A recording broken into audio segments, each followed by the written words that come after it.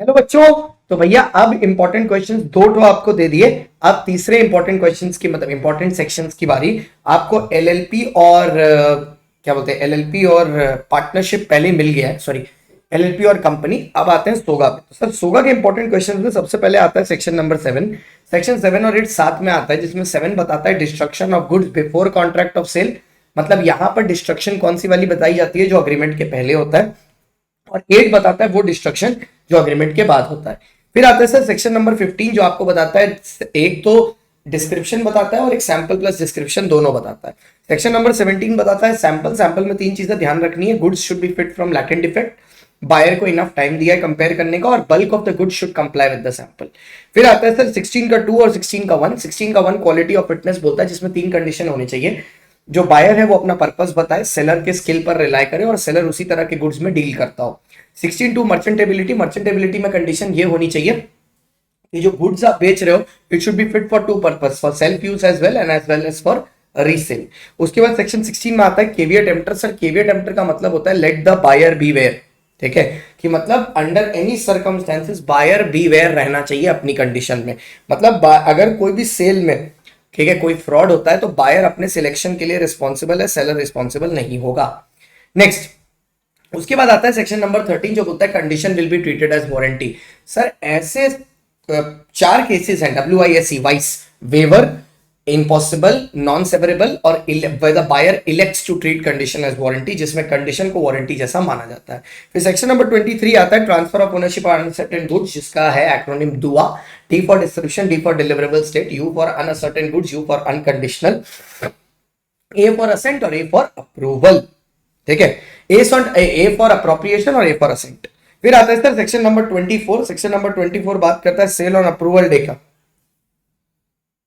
ठीक है, cell on approval के बारे में। सर सेल ऑन अप्रूवल मतलब एक ऐसा ट्रांजैक्शन होता है, सेल ऑन अप्रूवल मतलब एक ऐसा ट्रांजैक्शन होता है जिसमें सर पैट होता है, या तो आप प्लेज करके या अप्रूव करके या मतलब टाइम एक्सपायर हो जाए तो ओनरशिप ट्रांसफर हो जाती है। फिर आता है section number 26 transfer of ownership. Section number 26 transfer of ownership हमें ये बारे में बात करता है कि ओनरशिप ट्रांसफर होने से रिस्क ट्रांसफर हो जाता है, लेकिन ये बेली को अप्लाई नहीं करता। और अगर डिलीवरी किसी पर्टिकुलर पर्सन की वजह से डिले हो रही है तो उसको भी अप्लाई नहीं करता। फिर आता है sir section number 27 transfer of title by non owners.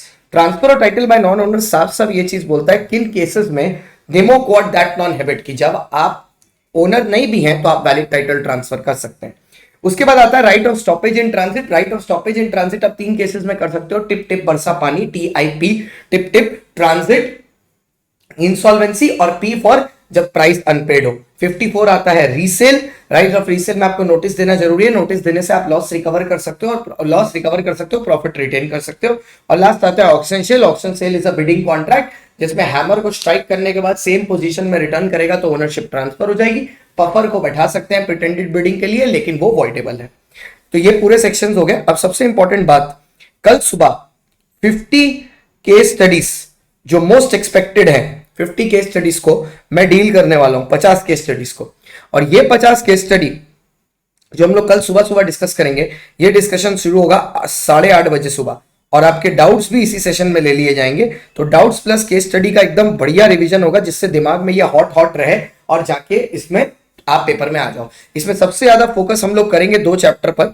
एक सबसे ज्यादा सोगा पे, क्योंकि सबसे ज्यादा केस स्टडी उसी पे आती है। IPA में तो फिर भी कम केस स्टडी आती है, सोगा में सबसे ज्यादा आती है। सोगा, फिर कंपनी, और लास्ट में कॉन्ट्रैक्ट।